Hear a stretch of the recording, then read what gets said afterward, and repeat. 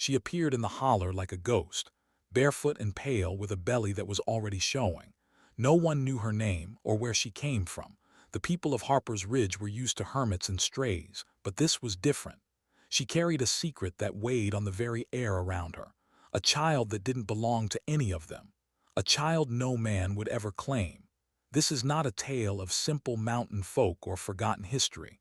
It's a story of a curse born in blood. A child born of the purest, most terrifying kind of madness, the most inbred child to ever crawl from the dark heart of Appalachia. This is a story of a bloodline that collapsed in on itself, a family that went so far to preserve its purity, it became its own poison. Tonight, you're going to step into a hidden chapter of history, one that reveals how the darkest secrets can be passed down, not through words but through veins. She settled on the edge of the hollow, in a cabin made of stone and whisper, a structure so old the forest had begun to reclaim it. Her pregnancy was the talk of the town, a constant low hum of speculation. No man in Harper's Ridge would ever admit to having been with her. The unmarried boys swore they never saw her face. The married men crossed themselves when her name was spoken. They called her the Hollow Girl, because that's all she was to them, a mystery, a rumor. The community of Harper's Ridge was a strange place, tucked away in the mountains, so isolated that the Civil War felt like something happening on another planet. It was a place where generations had intermarried, where every family tree had curled back on itself, a place where the lines between cousin and sibling blurred into oblivion. Her pregnancy, however, was a different kind of mystery, one that defied even their own tangled logic. No man claimed the child, and no one could say they saw a drifter pass through. The whispers were more chilling than comforting. Some said the child was a curse, a dark consequence of their own sins, but what was undeniable was the weight of her isolation, a shadow growing thicker with each passing day. No hospital records, no official papers. The Hollow Girl was a product of a tangled web of bloodlines, so closely intertwined it defied even their community's own understanding. The community itself was a powder keg of genetic history, but it wasn't just the intermarriage that shocked those who eventually learned the truth. It was the deliberate, almost ritualistic nature of it. This wasn't an accident of isolation. It was the desperate preservation of a bloodline so twisted no one dared speak of it. But the story does not begin with the Hollow Girl or her child. It begins generations before, with the slow decay of a family once proud and powerful, now fallen into secrecy and madness.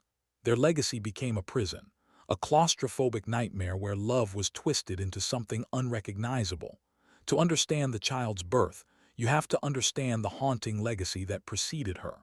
The dark hollows of this family's history are filled with whispers of madness, violence, and betrayal. What happened next would push the boundaries of belief. It would force us to confront truths too terrible to name. This is a story not only about blood and bones, but about the shadows cast by silence, about the cost of secrets buried beneath the American soil, secrets that once unearthed cannot be ignored. Tonight you will witness the unraveling of a nightmare, one that was hidden in plain sight, the story of a child born from the most twisted lineage ever recorded, a child who carries with her the weight of an entire community's darkest shame. Prepare yourself to delve deeper into this chilling legacy. The family name had once meant something. In faded letters on rusted iron gates, it still lingered, a reminder of a time when the land they owned stretched across the hills like a kingdom. But kingdoms fall, and this one didn't go down in fire or war. It rotted from within. The patriarch, a man whose photograph still hung crooked in the hallway of the crumbling estate, he believed in purity, not spiritual purity, not moral purity, but blood purity. Him, lineage wasn't just a matter of pride. It was a weapon, a shield, and eventually a curse. He married his cousin. So did his sons and their sons. By the time the Hollow Girl was born, the family tree had twisted into something grotesque, not branching out but curling inward like a dying vine choking itself. The town knew, of course they knew, but in places like this, silence is safer than truth. The people nearby kept their distance. They didn't talk to the family. They didn't visit the home. And they definitely didn't ask questions. The Hollow Girl's mother had never spoken a full sentence to anyone outside the property line. She was often seen walking the field alone, barefoot in the frost, humming tuneless melodies that seemed older than language. When she died quietly, without fanfare, the daughter didn't cry, she simply took her place, like it was preordained, same walk, same silence, same broken gaze that looked past you, not at you. But something had changed in this generation, not visibly, not at first. You wouldn't know it by looking at her, but deep in her blood, something ancient and wrong had begun to unravel, the product of generation after generation of genetic collapse. It was no longer just physical, it had become psychological. What was once hidden now whispered from inside. And when she became pregnant, no one asked, not the sheriff, not the neighbors, not even the midwife who showed up with two trembling hands the night the child was born. They all knew better. They knew that asking meant knowing. And knowing meant you carried a piece of it with you forever. So they pretended. They told themselves maybe it was an outsider, a drifter, a mistake. But in their bones they knew there was no outsider. There never had been. Because that family hadn't let new blood in for over 100 years, and the child she carried, that child wasn't the beginning of something new. It was the final echo of something terrible, something that should have ended long ago. The child was born in the back room of a house with no electricity, no running water, and no mirrors. The walls were stained with smoke and time, and the air felt heavier than it should have. No one in town ever saw the baby, not in daylight, not in passing. It was as if the child didn't exist, a rumor wrapped in silence, but every so often you'd hear it, a noise that didn't sound quite right, not a cry, not a coo, something between a gasp and a gurgle, like the world itself wasn't sure what to make of the thing that had entered it. The midwife who delivered the child never returned. She left the property pale and shaking, mumbling about a face that wasn't finished. When pressed, she refused to say more. Just stared off into the woods until someone took her hand and led her away. She stopped practicing after that, moved 2 towns over, and never answered questions again. Easy to dismiss stories like this, to call them exaggerations or small-town superstition, but medical records do exist. One photocopy found in a state archive, misfiled under a different surname. It described the child as having extreme craniofacial abnormalities, asymmetrical limb development, and a suspected cognitive incapacity beyond standard classification. But the most disturbing detail wasn't what was written. It was what was scratched out, whole lines redacted in pen. As if someone thought knowing the full truth might be dangerous. And maybe they were right. Children born from severe inbreeding often suffer from genetic disorders. This is a biological reality, but in this case, it wasn't just the child's appearance that disturbed those who encountered her. It was her presence. Something about her made people nervous, unsettled, as if she was absorbing the room without moving. There were no tantrums, no outbursts, just watching, always watching. One visitor swore she saw the girl mimic her every blink, every breath, not out of curiosity, but like she was studying her prey. And still the townspeople stayed silent. They told themselves it wasn't their problem, that the family was cursed, yes, but contained like rot inside a wall. As long as no one touched it, maybe it wouldn't spread, but secrets like this don't stay buried, especially when they've grown teeth. The child was growing, and soon keeping her hidden would no longer be enough. As the girl grew older, the house seemed to sink deeper into the earth, not literally, but in the way that abandoned places do, when something unnatural lives inside. The windows were always covered, the doors sealed tight with old chains and rusted locks, not to keep danger out, but to keep something in. No one dared to walk the path past the property anymore. Even hunters, men who feared nothing in the woods, began avoiding the area. They said the trees near the house stopped growing right. Bark split open in strange patterns. Animals gave the land a wide berth. The forest itself recoiled, but it was the girl who disturbed the most. She never enrolled in school, never appeared at town events, yet people reported seeing her at night, standing just beyond the tree line, staring toward the town with eyes too wide, too still. One couple swore she was barefoot in the snow, not shivering, just waiting. When they blinked, she was gone. She didn't speak, not in any way that people understood. But the sounds she made, low murmurs, rhythmic hums, animal-like clicking, they had a pattern to them. Some said it sounded like a language, others said it was mimicry, an echo of the voices she had heard through the walls all her life. Either way, the result was the same: unease, even terror. There were stories that the mother had tried to run once, that she'd taken the child into town and begged a doctor for help. But the doctor, after one glance, locked his office and told her never to return. He died 2 months later. Stroke, they said, but some swear he wasn't the same after that day. Couldn't sleep. Kept muttering about too much of the same blood in one body. If you're still watching, you're already braver than most.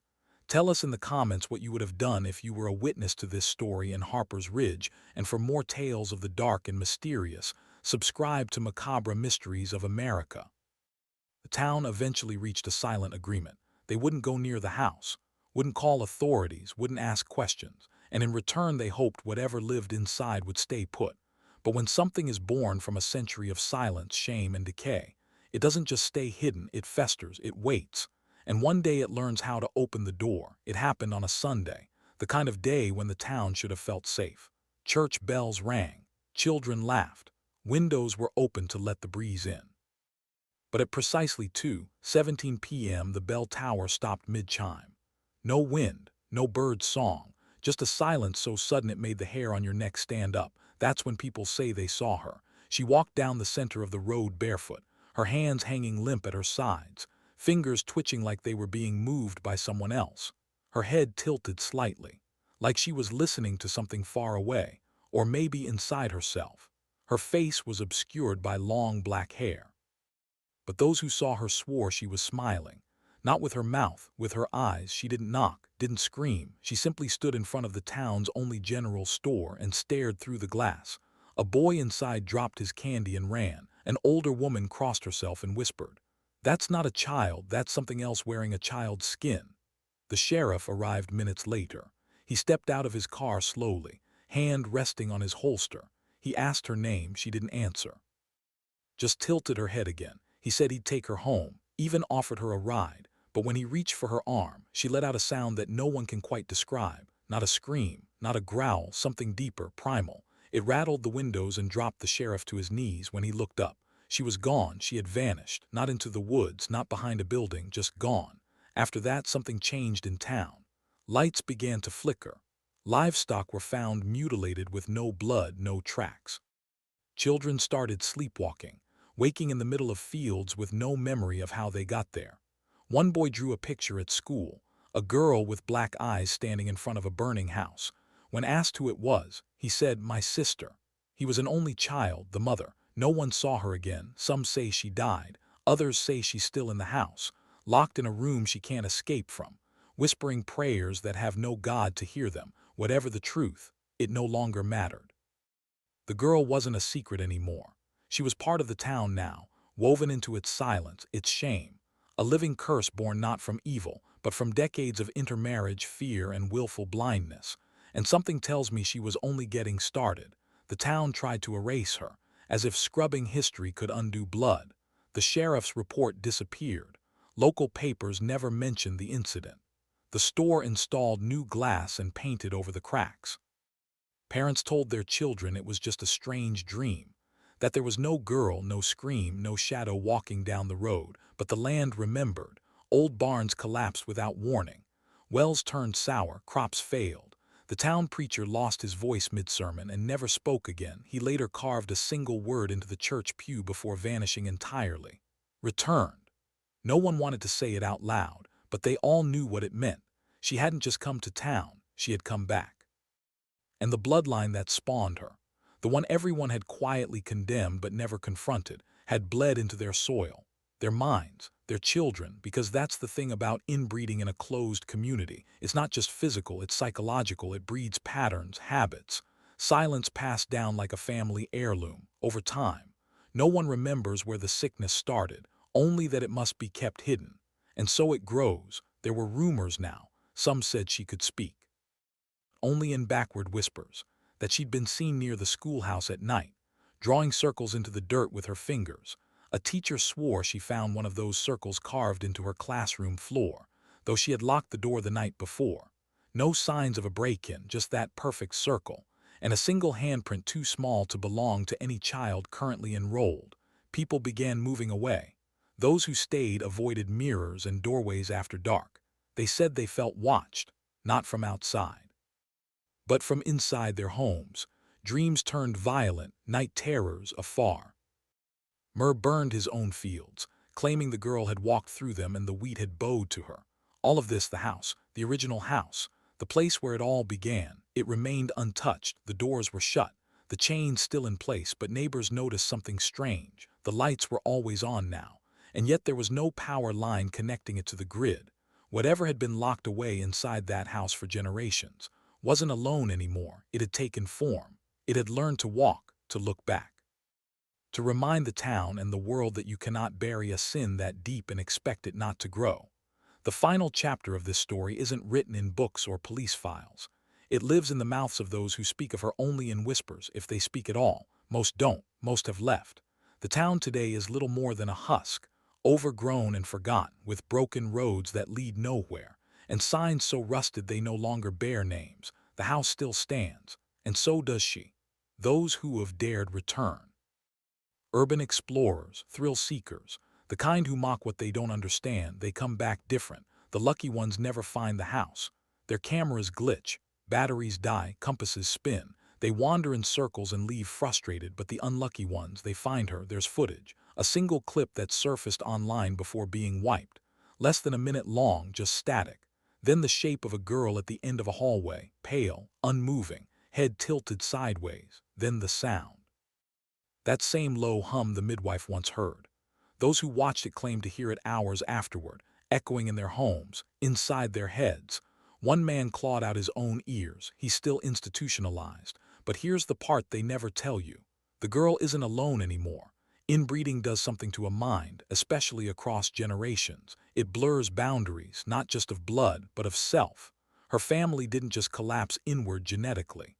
They became one thing. A singular thought stretched across multiple bodies, like roots from the same poison tree.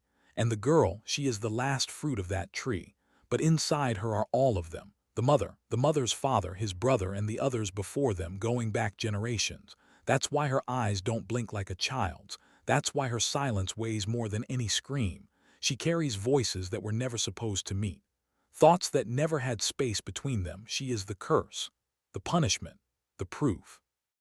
There is no known name for her, no record, no birth certificate, but in that town, if you can still call it a town, they have a name. They call her the Echo Child because she doesn't speak for herself.